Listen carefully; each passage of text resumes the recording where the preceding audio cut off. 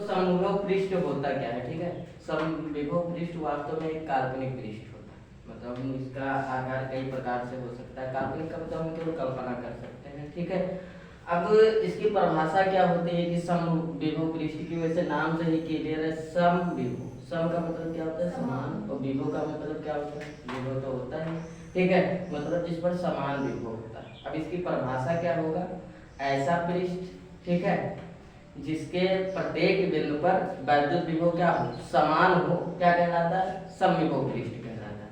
अब समविभव पृष्ठ की कुछ कंडीशन होते हैं। ठीक है, कंडीशन क्या होते हैं? जैसे नंबर 1 मान लिया गया है जो हमारा समविभव पृष्ठ है। समविभव पृष्ठ के किन्हीं दो बिंदुओं के बीच का विभवांतर, समविभव पृष्ठ के किन्हीं दो बिंदुओं के बीच का विभवांतर शून्य होता है। ठीक है, दूसरा कंडीशन क्या होता है? समविभव पृष्ठ के किसी एक बिंदु द्वारा दूसरे बिंदु तक ले जाने में किया गया जो कार्य होगा, मतलब किसी आवेश को एक बिंदु से दूसरे बिंदु तक ले जाने में किया गया कार्य जो होगा वो भी क्या होता है? शून्य होता है। ठीक है, तीसरा कंडीशन इसका क्या होता है? समविभव पृष्ठ का कि किसी वैद्युत क्षेत्र की दिशा समविभव पृष्ठ के लंबवत होती है। ठीक है, चौथा कंडीशन इसका क्या होता है? बिंदु आवेश के कारण समविभव पृष्ठ, ठीक है, कोई बिंदु आवेश मान लिया हमारा कोई बिंदु आवेश है समझने के लिए क्यों। ठीक है, तो जो हमारा समविभव पृष्ठ होता है किसी बिंदु आवेश के कारण उस पर भाई कोई बल भी लगेगा, क्षेत्र भी क्या होगा? उत्पन्न होगा, है ना। तो जो हमारा समविभव पृष्ठ होगा वो छेद की दिशा के क्या होता है? लंबवत होता है। ठीक है, उसके बाद में बिंदु आवेश के कारण जो समविभव पृष्ठ पर विभव उत्पन्न होता है, से कोई बिंदु आवेश होगा तो उसके कारण क्या होगा? विभव उत्पन्न होगा, नहीं होगा। ठीक है, उसके बाद में क्या होता है? जो हमारा समविभव पृष्ठ होता है, ठीक है, बिंदु आवेश के कारण समविभव पृष्ठ क्या होता है? सकेंद्रीय होता है। सकेंद्रीय होने का मतलब समझते हो? मतलब कोई वृत्त खींचा जाए इस प्रकार से, मान लिया कोई वृत्त खींच दिया, इसकी त्रिज्या r, ठीक है, इसकी त्रिज्या r है, और समविभव पृष्ठ का मतलब हमने बताया कि इसके पृष्ठ के प्रत्येक बिंदु पर क्या होगा? विभव हमारा क्या होगा? समान होगा। अच्छा, विभव समान है, ठीक है, मान लिया कोई एक वृत्त और खींच देते हैं, इसका केंद्र यही है, ठीक है, ये, और इसकी त्रिज्या समझने के लिए हम मान लेते हैं क्या है? r1। ठीक है, तो अब इस पृष्ठ पर समविभव पृष्ठ, इस पृष्ठ पर समविभव पृष्ठ, इस पर हर जगह क्या होगा? समान होगा। ठीक है, और यहाँ पर भी देखा जाए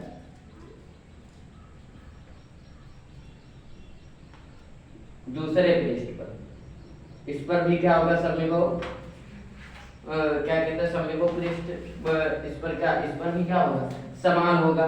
तो यहाँ पर केंद्र इसका एक ही, सकेंद्रीय का मतलब केंद्र एक ही रहेगा, लेकिन विभव क्या रहेगा? समान रहेगा। और खास बात ये होती है किसी चालक का जो किसी चालक जो होता है, कोई चालक है उसका वो खुद क्या होता है? एक समविभव पृष्ठ होता है। अच्छा, क्यों होता है? जैसे मान लिया कोई चालक है, अच्छा, चालक पर हमने बताया जो आवेश होता है समान रूप से क्या होता है? वितरित होता है। जैसे मान लिया प्लस क्यू आवेश है, प्लस क्यू आवेश है, प्लस क्यू आवेश है, प्लस क्यू आवेश है, प्लस क्यू आवेश है, प्लस क्यू आवेश है और प्लस क्यू आवेश। ऐसे क्या होता है? किसी चालक पर जो कोई आवेश होता है वो एक समान रूप से क्या होता है? वितरित होता है। अच्छा, एक समान रूप से आवेश यदि समान है तो हमारा समविभव पृष्ठ भी क्या होगा? समान होगा। अच्छा, विभव हम कैसे निकालते हैं? हमें पता है v बराबर क्या होता है? 1/4 pi epsilon not k q upon r होता है। अच्छा, जैसे मान लिया इसकी त्रिज्या क्या है? r है। अब ये बताओ इस बिंदु पर समविभव होगा कि नहीं होगा? इस बिंदु पर होगा, दूरी तो समान ही है, ये तो सब में कांस्टेंट रहेगा, क्यों समय है, तो यहाँ पर क्या होगा? किसी चालक पर जो कोई चालक जो होता है वो सदैव एक समविभव पृष्ठ का कार्य करता है। ठीक, क्या हुआ? समविभव पृष्ठ देखो समविभव पृष्ठ की परिभाषा क्या होगा, ऐसा काल्पनिक पृष्ठ जिसके प्रत्येक बिंदु पर वैद्युत विभव क्या होता है, समान होता है, समविभव पृष्ठ कहलाता है। ठीक है, मान लिया कोई हमारा आवेश है प्लस, ठीक है, समझने के लिए, और कोई हम काल्पनिक पृष्ठ ऐसे खींच देते, ठीक है। अब हम बता रहे हैं कि जिसके प्रत्येक बिंदु पर वैद्युत विभव क्या होता है, समान होता है। ठीक है, क्या कहलाता है, समविभव पृष्ठ कहलाता है। अच्छा, ये दूरी मान लिया गया हमारा r, इसकी त्रिज्या जो है कोई वृत्ताकार है भाग, मतलब आकृति, इसकी त्रिज्या क्या है, r है।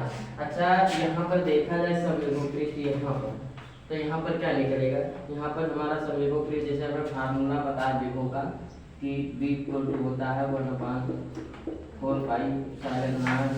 ठीक है, अब निर्वात के लिए देखा जाए तो k को हम छोड़ देंगे, उसकी वैल्यू 1 होती है, और क्या होता है q/r होता है, यही होता है। अच्छा, ये हमारा जो 1/4 पाई साइन r होता है, इसको हम k भी लिख सकते हैं, तो यहाँ पर हम लिख सकते हैं k q/r लिख सकते हैं। ठीक है, अब इस बिंदु पर यह समविभव पृष्ठ देखा जाए तो यहाँ पर क्या हो जाएगा, k q/r। ठीक है, इस बिंदु पर देखा जाए तो हमें पता है पृष्ठ की त्रिज्या क्या होती है, समान होती है, तो दूरी तो वही रहेगा। इस बिंदु पर देखा तो ये भी क्या आ जाएगा, k q/r हो जाएगा। इस बिंदु पर देखा जाए तो क्या हो जाएगा, k q/r हो जाएगा। इस बिंदु पर देखा जाए तो क्या हो जाएगा, k q/r हो जाएगा। इस बिंदु पर देखा जाए तो क्या हो जाएगा, k q/r। अब यहाँ से ये बताओ कि जैसे हमने परिभाषा बताया कि ऐसा काल्पनिक पृष्ठ जिसके प्रत्येक बिंदु पर वैद्युत विभव समान होता है, समविभव पृष्ठ कहलाता है। अब भाई पता है कि वृत्त की त्रिज्या क्या होती है, समान होती है, दूरियां तो वही रहेगा। और ये 1/4 पाई साइन r को हमने k लिख दिया, हमें पता है इसको k लिख सकते हैं। और आगे से हमारा क्या q है, तो यहाँ से देखा जाए तो क्या मिल रहा है, k q/r, k q/r, k q/r, k q/r, k q/r। मतलब कि जो ये पृष्ठ हमारा बना है, इसके प्रत्येक बिंदु पर जो हमारा विभव है वो समान है। इसका मतलब ये हमारा क्या हो जाएगा, समविभव पृष्ठ हो जाएगा। फिर इसके कुछ गुण होते हैं, जैसे पहला है समविभव पृष्ठ के किन्हीं दो बिंदुओं के बीच का विभवांतर जो होता है वो शून्य होता है। अब इसको देखा जाएगा, मान लिया हम ये 2 पॉइंट ले रहे हैं समझने के लिए, ये हमारा ये पॉइंट है, ये हमारा बी पॉइंट है। ठीक है, इनके बीच का हम विभवांतर निकाल रहे हैं, तो विभवांतर निकाल रहे हैं तो क्या हो जाएगा, B A B equal to हो जाएगा B A minus B B हो जाएगा। ठीक है, बी ए हमारा क्या है, के q/r माइनस के q/r। अब ये बताओ के q/r में से के q/r यदि माइनस करेंगे तो कैंसिल होके क्या हो जाएगा, 0। अब ये बताओ समविभव पृष्ठ के किन्हीं दो बिंदुओं के बीच का विभवांतर शून्य होगा ना, क्लियर हुआ। फिर उसके बाद में सेकंड पॉइंट हमारा आता है कि समविभव पृष्ठ के एक बिंदु से दूसरे बिंदु तक किसी आवेश को ले जाने में किया गया कार्य शून्य होता है। तो हमें पता है कि B इक्वल टू हमारा होता है W/Q होता है। ठीक है, W/Q वहां पर क्या धन पर चढ़ आवेश लेते हैं, यहाँ पर हम कोई सिंबल आवेश नहीं लेंगे, धन आवेश। ठीक है, अब यहाँ से देखा जाए यदि हमें W यानी कार्य निकालना तो W बराबर Q, इधर बटे में इधर गया, गुणे में तो B गुणे Q हो गया। अब ये बताओ जो हमारा B है यहाँ पर विभवांतर होता है, क्या होता है, विभवांतर होता है।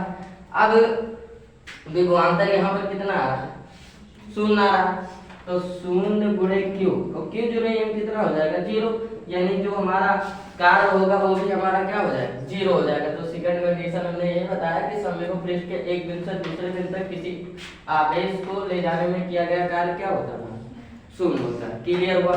फिर अगला पॉइंट हमारा है कि वैद्युत क्षेत्र की दिशा समविभव पृष्ठ के लंबवत होती है। मान लिया वही हमारा आवेश है यहाँ प्लस Q। ठीक है, अच्छा आवेशों के कारण ही क्या होता है, वैद्युत क्षेत्र उत्पन्न होता है ना। अच्छा, इसका वैद्युत क्षेत्र जो उत्पन्न होगा तो हमें पता है जो वैद्युत आवेश जो होता है वो धन आवेश से, वैद्युत क्षेत्र की जो दिशा होती है वो धन आवेश से ऋण आवेश या धन आवेश से कह सकते हैं अनंत होता है। क्या होता है, अनंत होता है। तो यदि इसका हम क्षेत्र निकालें तो इस प्रकार से निकलेगा, इस प्रकार से।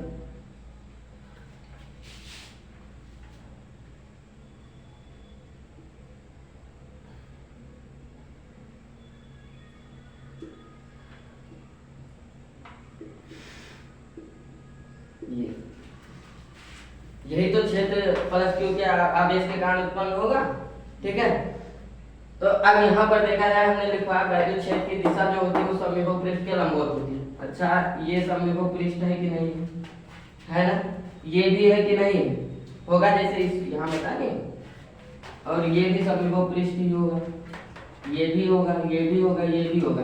अब बताओ जी, जो हमारा यहाँ पर वैद्युत क्षेत्र उत्पन्न हो रहा है ये बिल्कुल लंबवत है समविभव पृष्ठ के कि नहीं है ना, तो वही कंडीशन हमारा हो गया, वैद्युत क्षेत्र की दिशा जो होती है वो समविभव पृष्ठ के क्या होती है, लंबवत होती है। ठीक है, फिर उसके बाद में चौथा कंडीशन है, एक समान रूप से आवेशित चालक सदैव एक समविभव पृष्ठ होता है। अभी हमने बताया कुछ देर पहले ही।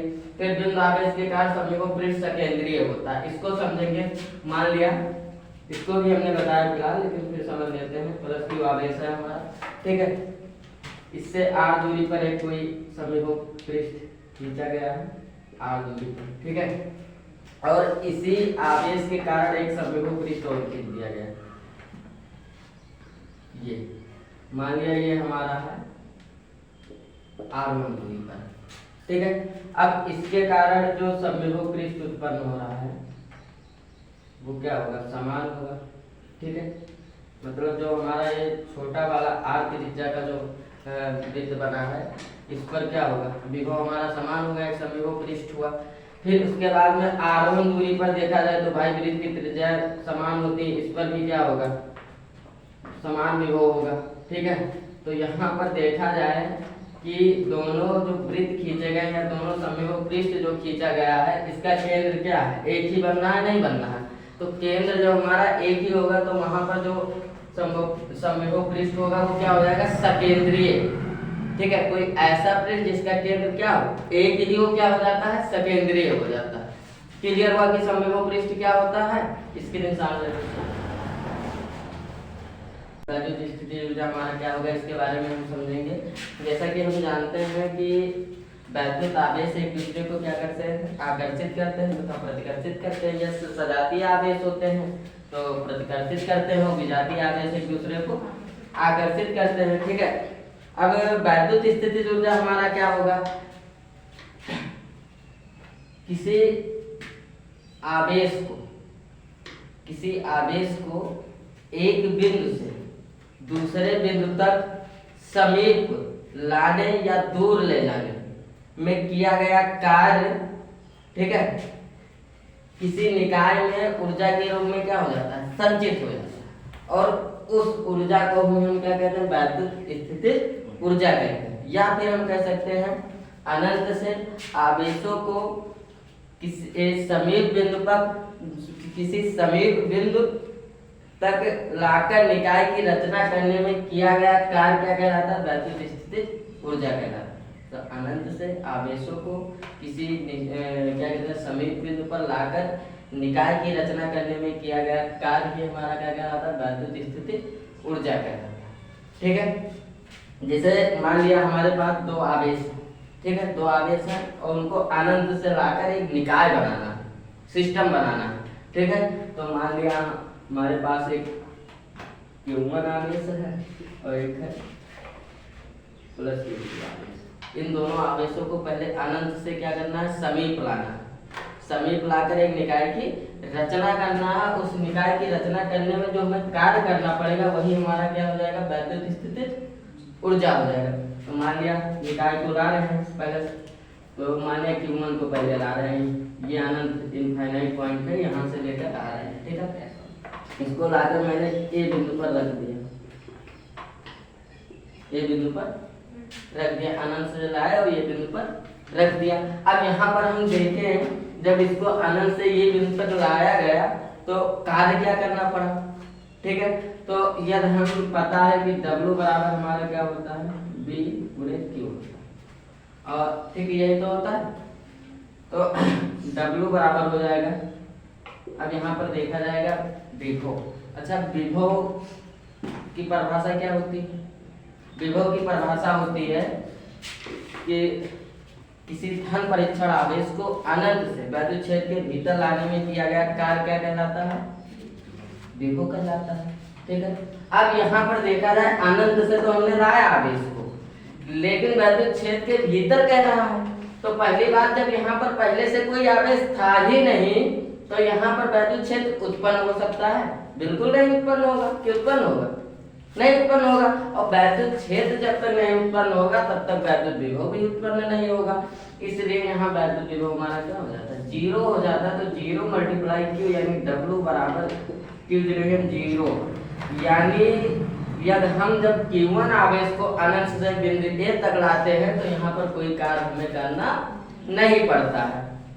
मान लिया अब Q2 आवेश को लाते हैं, ठीक है, अनंत से, यहाँ लेके आए हम बिंदु B पर रख दिया, ठीक, बिंदु B पर रख दिया Q2 आवेश को।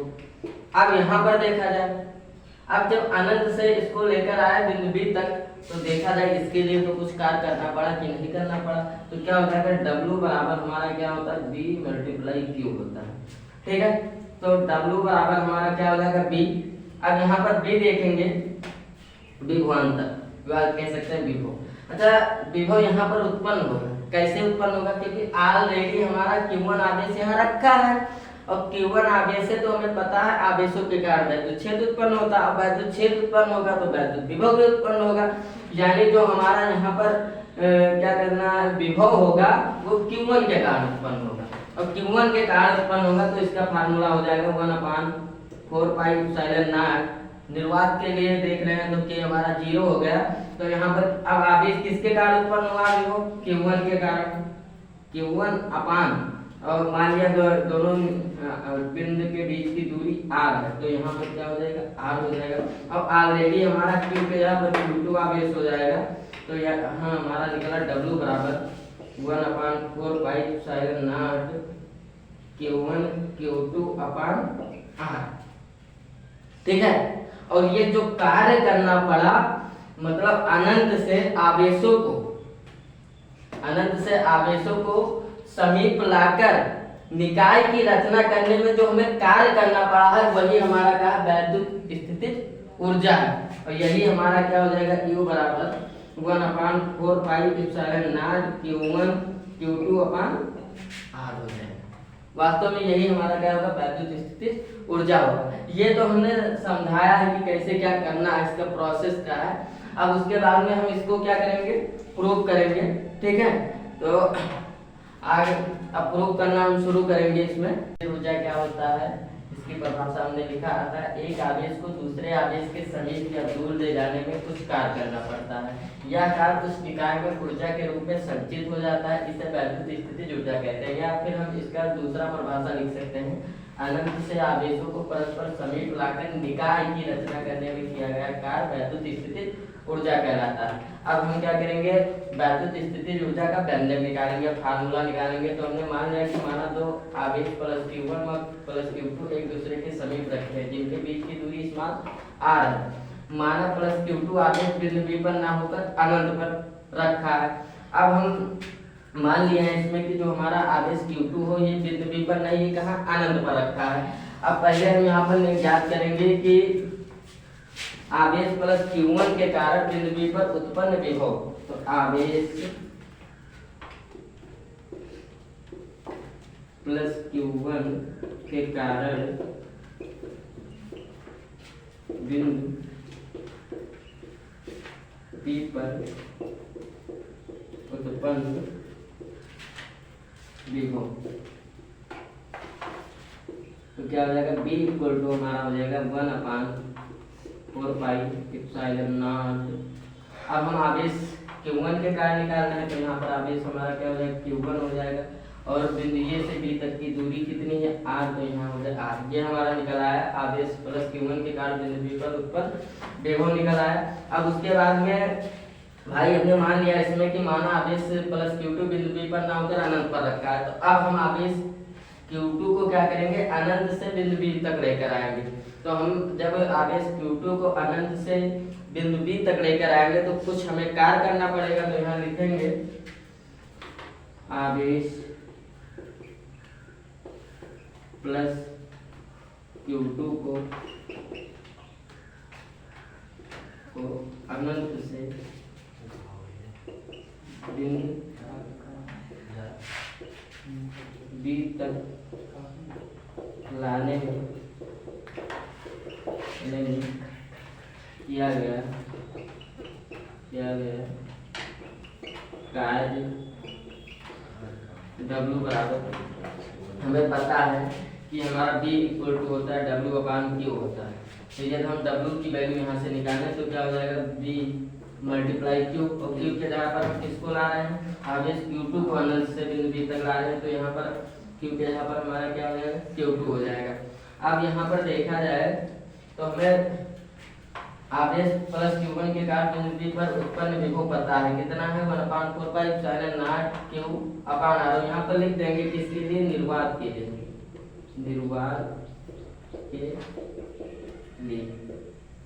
तो ये जो वैल्यू रखी गई निर्वात के लिए, तो यहाँ पर क्या हो जाएगा, W इक्वल टू हो जाएगा B के स्थान पर B की वैल्यू पुट कर देंगे तो हो जाएगा 1/4 pi epsilon not Q/R into Q2 हो गया।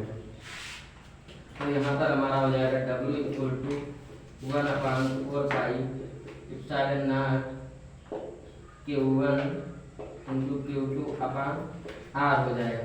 और हमने इसमें परिभाषा में क्या लिखा है, अनंत से आवेशों को परस्पर समीप लाकर निकाय की रचना करने में किया गया कार्य वैद्युत स्थितिज ऊर्जा कहलाता है। तो जो हमने कार्य किया है, क्या किया है, W बराबर हमने निकाला 1/4 pi epsilon not Q1 Q2/R। अब ये जो हमारा कार्य निकला है यही हमारा क्या हो जाएगा, वैद्युत स्थितिज ऊर्जा, इसको हम U से लिखते हैं तो U बराबर हमारा हो जाएगा 1/4 pi epsilon not Q1 Q2/R। ये हमारा क्या होगा, वैद्युत स्थितिज ऊर्जा। या फिर हम इसको ऐसा भी लिख सकते हैं कि U बराबर 1/4 पाई एप्सिलॉन नॉट के स्थान पर K लिख देंगे Q1 इंटू Q2/R। यही हमारा क्या हो गया, वैद्युत स्थितिज ऊर्जा का व्यंजक हो गया। ठीक है, स्क्रीन साफ